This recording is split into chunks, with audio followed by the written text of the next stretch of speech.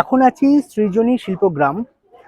শান্তিনিকেতন বেড়াতে এলে এই জায়গাটা অবশ্যই একবার ঘুরে দেখবেন। তার কারণ, মেন কারণ হলো যে এই জায়গাটার যে একটা সৌন্দর্য আছে, এই জায়গার যে আর্টিস্টিক একটা ব্যাপার আছে না, সেটা আপনাকে আকর্ষণ করবেই।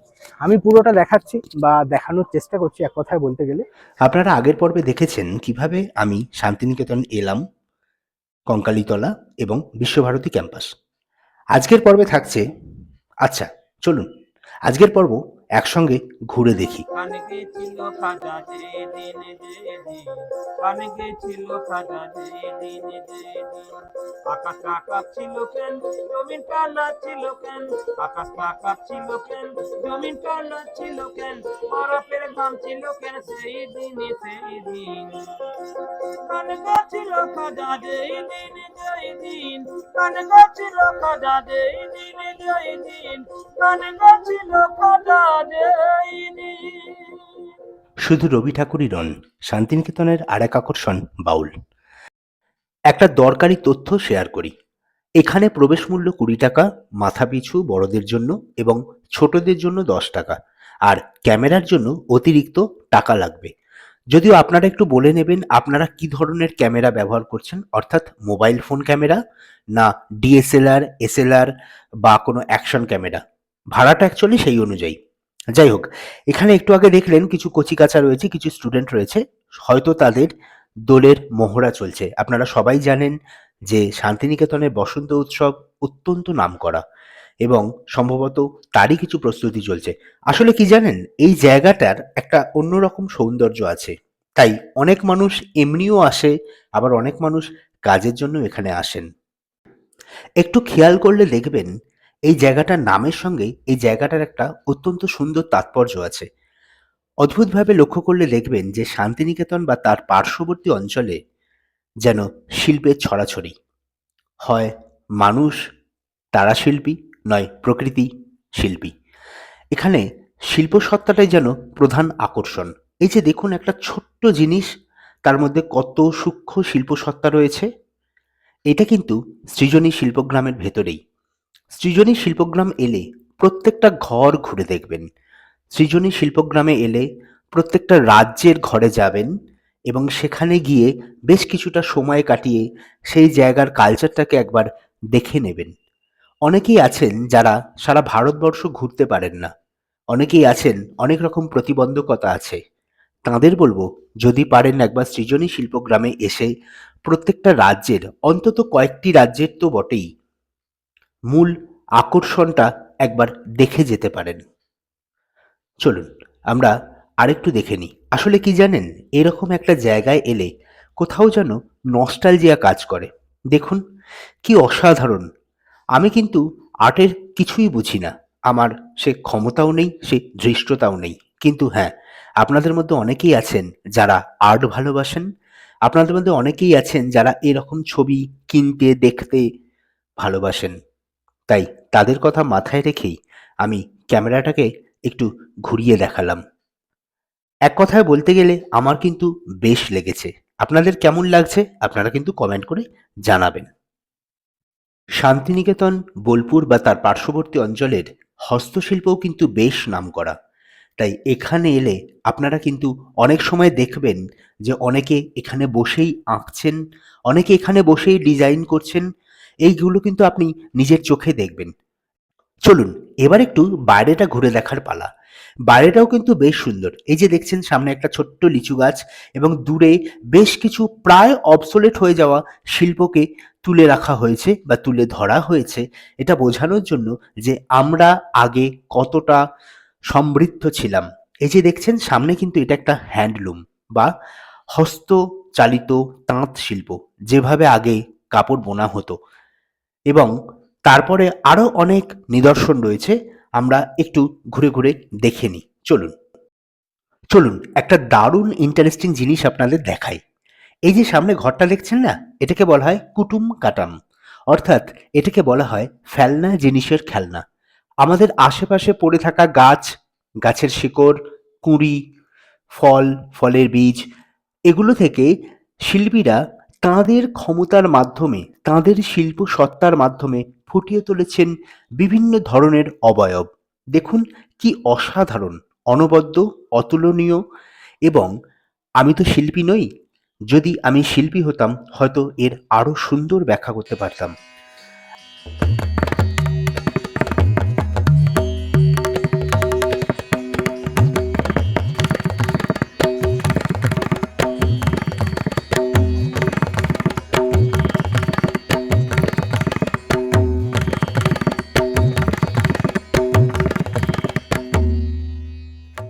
অনেকেই শান্তিনিকেতন আসেন কেনাকাটার উদ্দেশ্যে।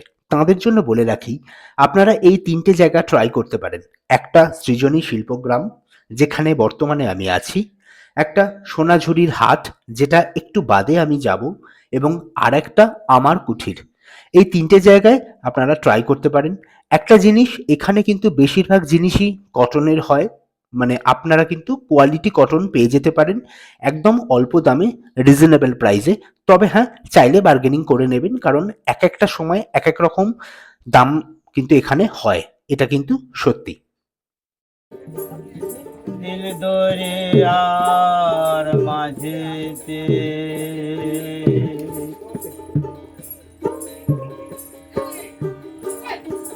আছে মজার কারখানা।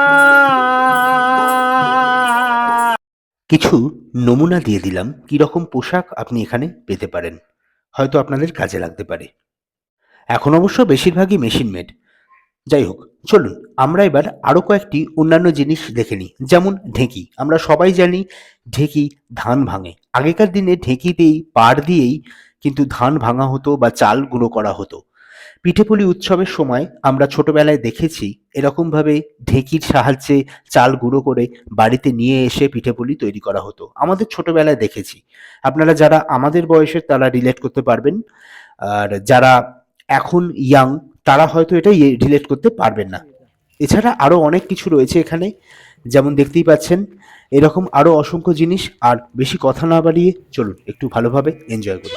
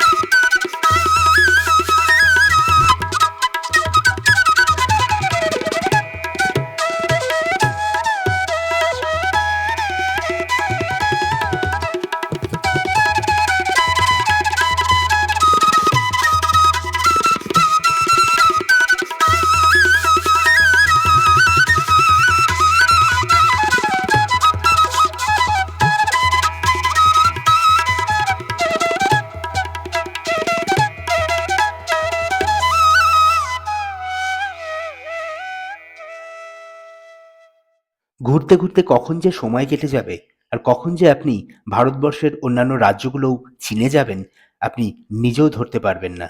এমনই করতে করতে আমাদের লাঞ্চের টাইম হয়ে গেল। আর বেশিক্ষণ থাকতে পারবো না, এবার চলে যেতে হবে লাঞ্চে। তবে যাবো বললেই তো আর যাওয়া যায় না, অন্তত আমার তো ব্যক্তিগতভাবে এই জায়গা থেকে সরে যেতে একটুও ইচ্ছে করছে না। চলুন, তবুও যেতে তো হবে। যাওয়ার আগে একটু বাউল গান শুনি। চলো আস্তে আস্তে এগোই নাকি? কাঁচা সোনা দেখেছি রূপসাগরে মনের মানুষ কাঁচা সোনা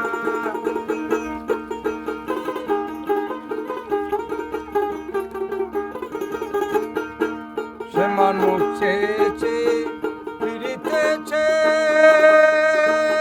পাগল হয়ে মরমে জ্বলছে আগুন আর নেবে না মরমে মরমে জ্বলছে আগুন আর নেবে না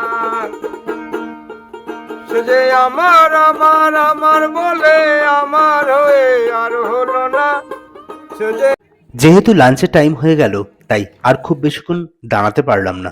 আরও বাকি কয়েকটি দেখে নিয়ে বেরিয়ে যেতে হবে সৃজনী শিল্পগ্রাম থেকে। চলুন বাকি কয়েকটি দেখে নিই। এখানে বিভিন্ন রাজ্যের ব্যবহৃত জিনিস, বিভিন্ন রাজ্যের সংস্কৃতিকে তুলে ধরা হয়েছে এবং তার সঙ্গে অবশ্যই ওতপ্রোতভাবে জড়িত সেই সমস্ত রাজ্যের জীবিকা। ঠিক মনে পড়ছে না, কোথায় একটা পড়েছিলাম, ভারতবর্ষকে জানতে চাইলে ভারতবর্ষের প্রান্তিক মানুষগুলোকে জানতে হবে। সম্ভবত স্বামীজির লেখা। আমি ঠিক জানি না যদি এই কথাটা কারোর মনে পড়ে কার লেখা বা কোথায় পড়েছি। আমি আসলে মনে করতে পারছি না। আপনারা যদি কেউ মনে করতে পারেন একটু কাইন্ডলি কমেন্ট সেকশনে জানাবেন। আচ্ছা চলুন, এইবার বাকি রাজ্যগুলোকে দেখে নিয়ে আমরা বেরিয়ে যাই সৃজনী শিল্পগ্রাম থেকে আমাদের পরবর্তী গন্তব্য সোনাঝুরির পথে। আমি জানি সোনাঝুরির হাট শান্তিনিকেতনের অন্যতম একটা শ্রেষ্ঠ আকর্ষণ।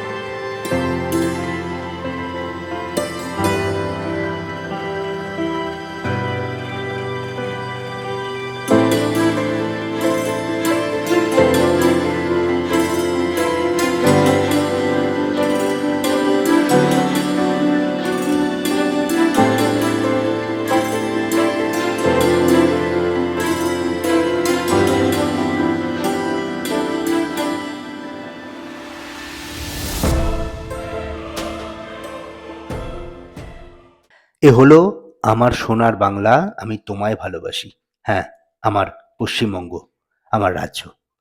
পশ্চিমবঙ্গ বলতে যে তিনটে জিনিস ওতপ্রোতভাবে জড়িত, তার প্রথমটি হলো দুর্গাপুজো, দ্বিতীয়টি হলো ছৌ নাচ যেটা পুরুলিয়াতে বিখ্যাত, এবং তৃতীয়টি হলো আদিবাসী নৃত্য যেটা সারা পশ্চিমবঙ্গ জুড়েই বিখ্যাত। তাই পশ্চিমবঙ্গ যখন দেখতে ঢুকবেন তখন আরও বেশি নস্টালজিয়া আপনাকে গ্রাস করবে। অনেকেই জানতে চান শান্তিনিকেতনের ট্যুর প্ল্যান কি হওয়া উচিত, অর্থাৎ কদিন। সেক্ষেত্রে আমার মতে ২ রাত ৩ দিন হচ্ছে সবথেকে ভালো। তবে আপনারা ১ রাত ২ দিনের প্ল্যানও করতে পারেন। অবশ্যই মাথায় রাখবেন শান্তিনিকেতনে কিন্তু শনিবার এবং রবিবারটা যদি রাখতে পারেন খুব ভালো হয়, কারণ এখানে কিন্তু বুধ বৃহস্পতিবার অনেক কিছু বন্ধ থাকে। তাই চেষ্টা করবেন শুক্রবার আসার, শনি রবি থেকে সোমবার এখান থেকে বেরিয়ে যাওয়ার, অথবা রবিবার রাতে বেরিয়ে যাওয়া। এবার আসি হোটেল খরচে। সাধারণত শান্তিনিকেতনের হোটেল ভাড়া শুরু হয় ৫০০ টাকা থেকে। তবে শনি রবিবার বা সিজনে কিন্তু হোটেলের দাম বেশ চড়া। তবে একটা কথা বলি, আপনারা স্টেশন অর্থাৎ বোলপুর স্টেশনের কাছে যদি হোটেল নেন সেক্ষেত্রে আপনার ভাড়া কম পড়বে, বা প্রান্তিক স্টেশনের কাছে যদি হোটেল নেন সেক্ষেত্রে আপনার ভাড়া কম পড়বে। আর ইউনিভার্সিটি ক্যাম্পাসের আশেপাশে যদি হোটেল নেন অথবা সোনাঝুরিতে যদি হোটেল নেন সেক্ষেত্রে ভাড়া কিন্তু তুলনামূলকভাবে বেশি। এবার আপনি কি রকম হোটেল চাইছেন সেই অনুযায়ী ভাড়া। সাধারণত কোনো সিজন ছাড়া, অর্থাৎ যেমন দোল উৎসব, বসন্ত উৎসব বা ধরুন আপনার পৌষ মেলা, এই সমস্ত উৎসবগুলো ছাড়া এখানকার হোটেলের ভাড়া অ্যাভারেজ 1000 থেকে 1500 টাকা ফুডিং লজিং সমেত পার নাইট বা পার ডে। আর এখানে চেক ইন সাধারণত 12টা এবং চেক আউট সাধারণত 11টা, তবে এটা কখনো কখনো ক্ষেত্র বিশেষে ডিফারেন্ট হয়। হোটেল সম্বন্ধে কয়েকটি কথা বলে নিই। সাধারণত পৌষ মেলা বা বসন্ত উৎসবের সময় এখানে হোটেল পাওয়াটা কিন্তু একটু কষ্টকর, তাই আগে থেকে বুক করে আসবেন ওই দুটো দিন যদি এখানে আসেন বা ওই দুটো সময় যদি এখানে আসেন। এছাড়া সারা বছরই মোটামুটি হোটেল এখানে অ্যাভেলেবেল, তবে শনি রবিবারটা তুলনামূলকভাবে একটু ভিড় থাকে আর সপ্তাহের অন্যান্য দিন তুলনামূলকভাবে একটু হালকা। এবার আসি খাওয়া দাওয়ায়। বেশিরভাগ হোটেলের সঙ্গেই ফুডিং লজিং ইনক্লুডেড থাকে, তবে আপনি চাইলে সেটাকে কাস্টমাইজ করে নিতে পারেন আপনার মতন করে। আর একটা কথা, সেটা এখানে প্রচুর রেস্টুরেন্ট পেয়ে যাবেন, প্রচুর খাবারের ছোট ছোট দোকান পেয়ে যাবেন, বড় মাঝারি বিভিন্ন রকমের দোকান পেয়ে যাবেন, বিভিন্ন ধরনের খাবার পাবেন। তাই জন্যে বাইরেও কিন্তু আপনারা খেতে পারেন, তবে একটু দেখে নেবেন আপনার হোটেল বাইরের খাওয়া অ্যালাউ করে কিনা। অনেক জায়গায় হোটেল কিন্তু বাইরের খাওয়াটা একদম অ্যালাউ করে না, সেক্ষেত্রে আপনাকে ওই হোটেল থেকেই খাবার নিতে হবে। কথা বলতে বলতে চলে এলাম খোয়াইয়ের হাটে। প্রথমে খাবো, আমরা ঠিক করলাম রামশ্যাম ভিলেজ রিসর্টে গিয়ে খাবো। তবে খোয়াইয়ের হাট আমার কাছে বরাবরই ভীষণ আকর্ষণের, তার কারণ এখানে রং বেরঙের পোশাক এবং এখানকার যে একটা মাটির টান আছে, এই যে সোনাঝুরি জঙ্গল, এই পুরোটাই আমার কাছে সবসময়ের জন্যই ভীষণ প্রিয়।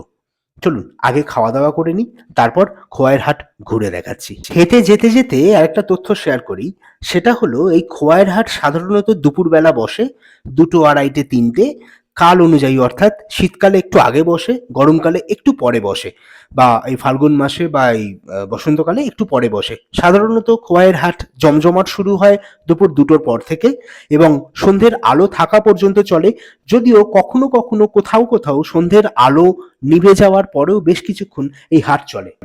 রামশ্যাম ভিলেজ রিসর্ট সোনাঝুরি হাটের ঠিক পিছন দিকে। আমাদের মেনু ছিল ভেজ থালি, তার সঙ্গে ডিম কারি এবং চিকেন। আমি ফুড ব্লগার নই বা জানি না কিভাবে ফুড রিভিউ করতে হয়, তাই আমার এই অজ্ঞতা ক্ষমা করবেন। এই ছিল আমার থালি, দেখতেই পাচ্ছেন, এবং আমাদের 4 জনেরই এই থালি ছিল। তার সঙ্গে শুধু অ্যাড হয়েছিল চিকেন এবং ডিম। খাবারের গুণগত মান বেশ ভালো ছিল এবং আমাদের খরচ হয়েছিল 1100 টাকা মতো। মনে পড়ছে রবীন্দ্রনাথ ঠাকুরের সেই বিখ্যাত কবিতা, কুমোর পাড়ার গরুর গাড়ি, বোঝাই করা কলসি হাঁড়ি, গাড়ি চালায় বংশীবদন, সঙ্গে যে যায় ভাগ্নে মদন, হাট বসেছে শুক্রবারে, বক্সিগঞ্জে পদ্মা পারে। বক্সিগঞ্জ তো বাংলাদেশে, আর পদ্মাও বাংলাদেশে। আর এই সোনাঝুরির হাট অনেকটা সেই হাটকে অনুকরণ করেই তৈরি বলেই শোনা যায়। তাই এই হাট একটা আলাদা আকর্ষণ, সোনাঝুরির এই মার্কেট একটা আলাদা আকর্ষণ। অগণিত মানুষ শান্তিনিকেতন আসেন শুধুমাত্র এই হাটের উদ্দেশ্যে। শান্তিনিকেতন এলেই আমার বলতে ইচ্ছে করে, সার্থক জনম আমার, জন্মেছি এই দেশে, সার্থক জনম মাগো তোমায় ভালোবেসে। জানি নে তোর ধনরতন আছে কিনা রানীর মতন, শুধু জানি আমার অঙ্গ জোড়ায় তোমার ছায়ায় এসে। কোন বনেতে জানি নে ফুল, গন্ধে এমন করে আকুল, কোন গগনে ওঠে রে চাঁদ এমন হাসি হেসে। আঁখি মেলে তোমার আলো প্রথম আমার চোখ জুড়ালো, ওই আলোতে নয়ন রেখে মুদব নয়ন শেষে। সার্থক জনম আমার, জন্মেছি এই দেশে।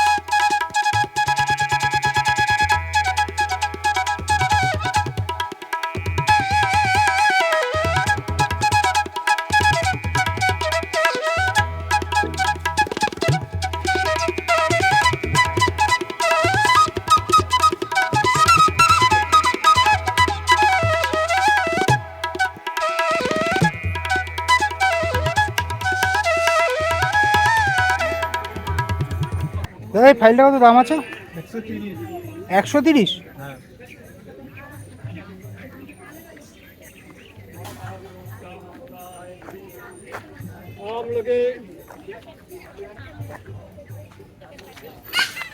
আর এইগুলো কিরম দাম আছে, এই যে বেতের এগুলো? হ্যাঁ,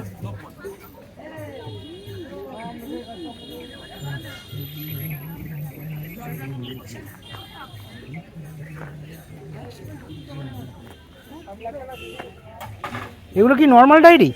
হ্যান্ডমেড পুরোটা। হ্যান্ডমেড বলতে ওপরটা শুধু হ্যান্ডমেড, ভেতরটা পুরোটাই হ্যান্ডমেড, ভেতরেরটাও হ্যান্ডমেড, বাইরেও হ্যান্ডমেড। কি মানে কিরম দাম আছে এগুলো? চলুন আপনাদের একটা অদ্ভুত জিনিস দেখাই। এই জিনিসটা দেখছেন, দেখতে একটা অত্যন্ত সাধারণ ডায়েরি, ঠিক আছে, কিন্তু এই ডায়েরিটার দাম 170 টাকা। এবার প্রশ্ন হচ্ছে, একটা সাধারণ ডায়েরির দাম 170 টাকা কেন? এই ডায়েরিটা সম্পূর্ণ হ্যান্ডমেড, মানে সব ডিজাইনটাই হ্যান্ডমেড। আমি আপনাকে দেখাচ্ছি। আচ্ছা ঠিক আছে, আমি দেখাচ্ছি। এটা হচ্ছে কভার পেজ, দেখতে পাচ্ছেন কাজ, এবং ভেতরের পেজগুলো এগুলো কিন্তু সব বাঁশকে কেটে কেটে তৈরি, বুঝতে পারছেন? এগুলো সব বাঁশকে কেটে কেটে তৈরি। জিনিসটা দেখুন। কোথায় পাবেন এটা? এটা পাবেন সোনাঝুরির হাটে। আমি দেখিয়ে দিচ্ছি দাদাকে। আপনারা যারা সোনাঝুরির হাটে আসেন বা আসবেন, দেখিয়ে দিচ্ছি দাদাকে। দাদার নাম বলে দেবে। এই হচ্ছে সেই দাদা। আমার নাম সাহিল, আমি সোনাঝুরি খোয়াই হাটে বসি। কত কবে হাটটা চলে? এটা পার ডে। এখানে আর কি আছে? এটা একটা এই ধরনের হবে একটা, এটা পুরো ক্যাথা স্টিচের জিনিস।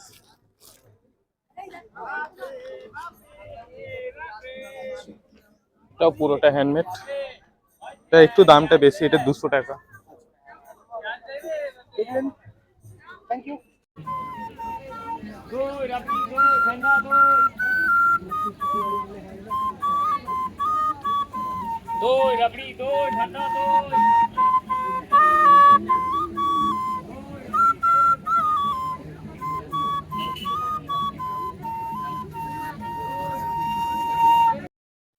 শান্তিনিকেতনের অনেকগুলি স্পটকে কভার না করেই আজকে আমাকে ফিরে যেতে হচ্ছে।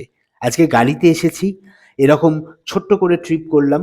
এরপর আরেকদিন আসবো শান্তিনিকেতনের বাকি স্পটগুলো কভার করতে। চলুন যাওয়ার আগে একটু দেখে নিই, এখানে এই বাস রেস্টুরেন্টটা আছে, এখানে কিন্তু চাইলে আপনারা খেতে পারেন। এখানকার খাবারের গুণগত মান মোটামুটি। আর এই যে রাস্তাটা দেখছেন, এই রাস্তাটা সরাসরি চলে যাচ্ছে প্রকৃতি ভবনের দিকে। এখন আমাদের শেষ গন্তব্য প্রকৃতি ভবন। এখন বাজে 4টে।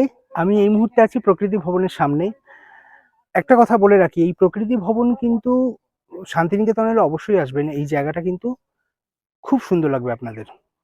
চলুন ভেতরটা দেখাই। টিকিট বড়দের 20, ছোটদের 10, এবং মোবাইল ক্যামেরা থাকলে 10 টাকা, আর ডিএসএলআর বা এসএলআর বা অ্যাকশন ক্যামেরা থাকলে তার রেট আলাদা। একটা কথা প্রমাণিত, প্রকৃতির থেকে বড় কোনো শিল্পী হয় না, আর তার জ্বলন্ত নিদর্শন এই শিল্পসত্তা। এখানে শিল্পী সুব্রত বসু, তিনি এই অসাধারণ কর্মকাণ্ডের সঙ্গে যুক্ত। চলুন আমরা দেখে নিই। এই জায়গাটা এতটাই সুন্দর, এখানে দাঁড়িয়ে কথা বলার কোনো ইচ্ছে করে না, শুধু ইচ্ছে করে এই সময়টাকে উপভোগ করতে। আর এর সঙ্গেই বলে রাখি, আজকে আমাদের গন্তব্য এখানেই শেষ, আজকের ভিডিওও এখানেই শেষ। সবাই ভালো থাকবেন, সুস্থ থাকবেন, এবং ভিডিও ভালো লাগলে অবশ্যই লাইক, শেয়ার, কমেন্ট এবং সাবস্ক্রাইব করবেন। আজকের মতন এটুকুই।